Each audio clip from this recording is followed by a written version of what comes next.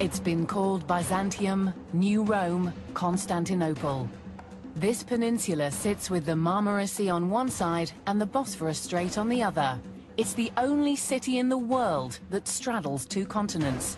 Its strategic location made it vital to the rise, fall, and rise again of opposing empires. Centuries, this city's prime location made it the most desirable spot in the world. The Romans knew this, and they acted quickly to defend their new capital. They built impenetrable city walls, they chained off their harbors, and perhaps most ingeniously, they found a way to protect their greatest resource, drinking water. And it all started right here. The aqueduct was one of the Roman Empire's greatest engineering feats. In the 4th century, Constantinople's water began its journey 12 miles from the city centre in the forest of Belgrade. Powered entirely by gravity, the precise slope of the aqueduct's construction carried large amounts of water across uneven ground until it was safely inside the city walls. The water was then diverted to one of 5 open-air cisterns. Here it would purify itself, depositing mineral and organic matter while keeping its pressure.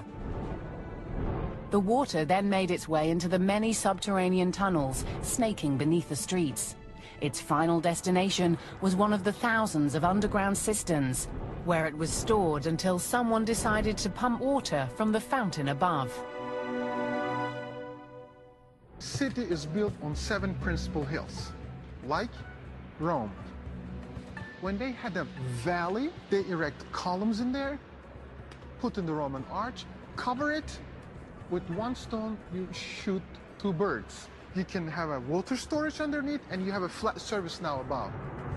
In 306 AD, Constantine became Emperor of Rome, called Constantine the Great by Christian historians for legalizing Christianity in pagan times. He also successfully united the vast Roman Empire. As the empire grew east, Rome's influence was stretched. So, in 324 AD, Constantine chose to move his capital to a strategic but provincial city called Byzantium, later Constantinople.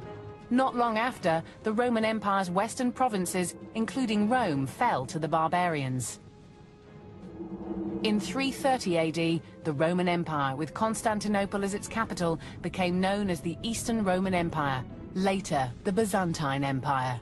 Constantine's decision to relocate made Constantinople the most powerful place on earth.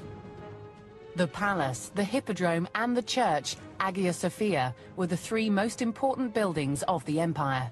Today, Hagia Sophia is the only building of the 3 still standing above the ground.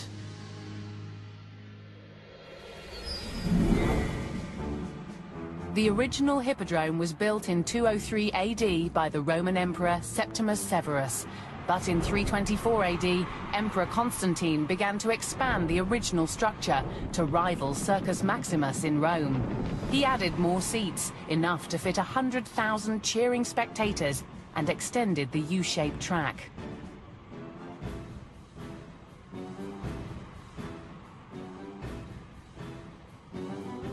He decorated the spina, or median, with monuments brought in from the regions. These monuments were a reflection of Rome's power, but were also used to deliberately block the view of the spectators, adding to the suspense as the chariots disappeared and reappeared from behind the spina as they rounded the deadly U-turns. The hippodrome was also a place for citizens to confront their emperor, sometimes resulting in bloody riots. After a chariot race in 532 AD, angry protesters began a revolt against Emperor Justinian. After 5 days of protest, between 30 to 50,000 rioters were slaughtered. Called the Nika Revolt, the bodies of its victims are rumored to be buried in the bowels of the hippodrome. The palatial complex Constantine built when he relocated his capital, called the Great Palace, was enormous. The compound began at the Sea of Marmara and continued all the way to the hippodrome. It was like a small private city for the emperor and his royal court. The grounds held state buildings, throne rooms, churches, libraries, thermal baths, fountains, and ornate courtyards. The bronze gates, roaring mechanical lions, and mosaic tile pavements made it one of the wonders of the ancient world.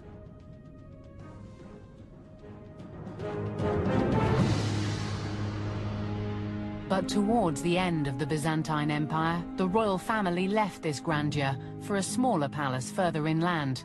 No one's exactly sure why, but this decision was the start of the decline of the Great Palace. Were part of a royal peristyle, or enclosed courtyard lined with columns.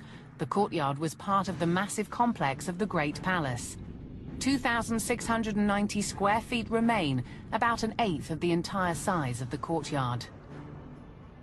But 1,500 years ago, the mosaics would have covered approximately 20,000 square feet.